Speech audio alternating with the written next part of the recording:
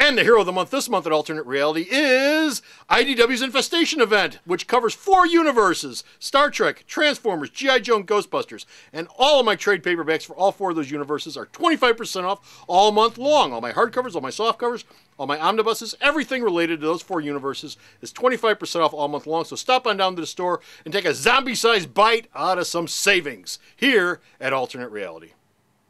They do this when there's no camera around. It's sweet talking time.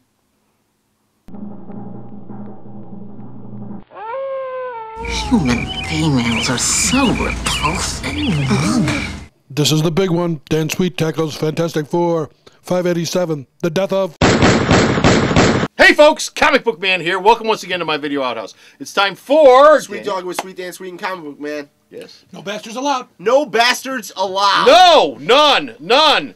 Unless you want to trade your Jonathan Hickman signed copy of Fantastic Four. Because we live in the land of bastards here in Mount Greenwood. Alternate Reality. Whoa! Where all new comics are 15% off every day for everyone. We need a hero. And we're located at the intersection of 111th and Kedzie Inn, the aforementioned beautiful downtown Mount Greenwood. Not full of bastards. Nah, just kidding. I'm just kidding. We love Mount Greenwood. Take a joke in Greenwood. There's really a lot do. of drunks, though.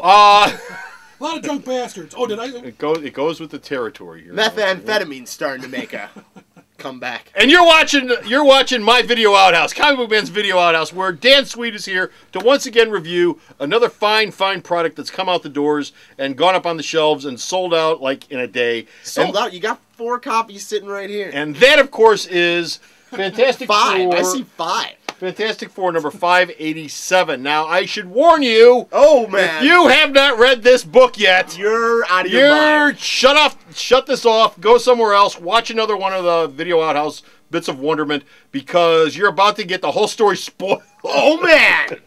I'm here kicking over rocks. So if you don't care about that, stick around. And we are going to tell you everything. Okay, Fantastic Four 587, of course, is the death of a member of the Fantastic Four. I know that it's really hard to tell which one it is by looking at this. Oh, should it go without saying that I told you so? But...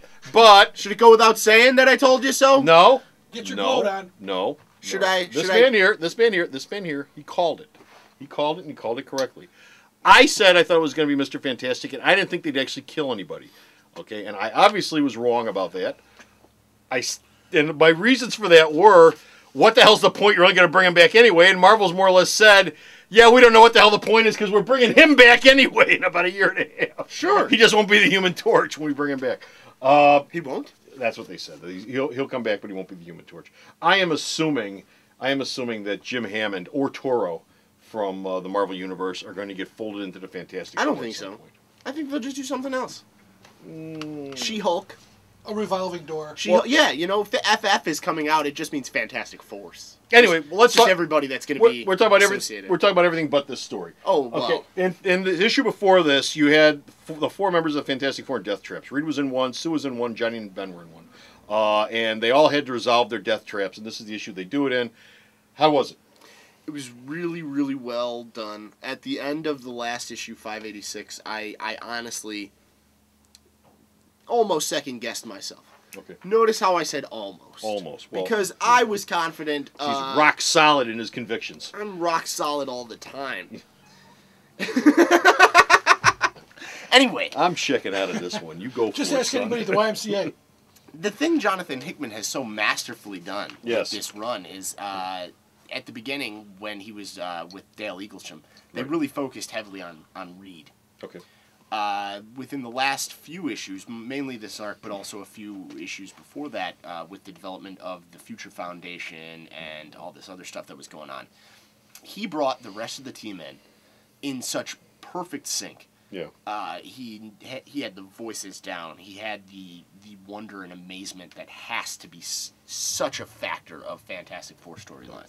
I mean, this is the big idea book of Marvel. You know what I mean? It is the be all end all of of everything. And in my opinion, this is the cornerstone of the Marvel universe. People will say Spider-Man is the heart. This is the cornerstone. This is the family of the Marvel universe. You know what I mean? The ideas that they present here Well, that goes all the way back to Jack Kirby. Oh, sure. That goes all the way back to Jack Kirby. Fantastic Four was always a book about ideas more than it was a book about let's go punch something. Although that was always there. But it was always this book about let's go the microverse. Oh, yeah. Galactus is going to eat the Earth. Negative Zone. Negative Zone. All this stuff comes from the Fantastic Four. These are all ideas that came out of there. And later on, other creators. Simonson did the timeline storyline where there are people in charge of all the different timelines. That was a big idea story. Byrne did some stuff in his run on the book. Arthur Adams was great. Yeah, I mean, lots of people have brought lots of ideas to this book. Mark Waid and Waringo. Of course, the problem with that is books with big ideas usually don't sell. Yeah. Books that do this, those sell. So they're shit canning this book after the next issue, and they're starting a new one called FF. Because less words means more people are likely to give it a shot. Yeah, pretty much. Yeah. No Fantastic Four. Fantastic. That could mean anything. Like I said, they gotta make it phonetic. EFF, EFF. It's clobbering time. Like sci-fi. Yeah, swipe-y, yeah. Do you know why they did that? Anyway, This book. the end of the last issue, it could have honestly, if he went in any other direction other than the Human Torch, I wouldn't have been mad at him. You know what I mean? He came up with a great idea and he delivered on it all along the way, and I'm really excited to see what he's going to do from here. Yeah, I'll say this much: in 586, you couldn't really tell which one he was going to kill. There was no heavy-handed foreshadowing there. Well, they're all in death traps, but this one's worse. No, it was nothing like that. Right. I mean, you really didn't know which direction he was going to go in. And he tidies things up really nicely here, and and he leaves you hanging in such a way that it's an emotional hang. You know what I mean? It's not a, oh man, how are they going to get out of this? It's how are they going to get over this? Okay. The last page is probably one of the more touching things you've ever seen. Mm-hmm. There's a great moment between Sue and Namor that just goes to show how imaginative Hickman is without being just a slave to the old ways of storytelling. You know what I mean? For a while there, Namor could have easily killed Sue Storm. Yeah. And yet he spins it on its ear and he says, you know what, no, Sue Storm's probably one of the most powerful people in the Marvel Universe. And even Prince Namor, King of the Seas, is in love with her and he can't handle it. Well, yeah, but not just that, but yeah, he also has a serious Jones for her. He has dude. Going all the way back to the first time they ran together, and it's still there. It hasn't loves changed. the blondes. He's still there. Well, we all love blondes. He loves the blondes. We all love blondes. So, you You know... should talk to Nikki about that. Oh, yeah. Let's not go there.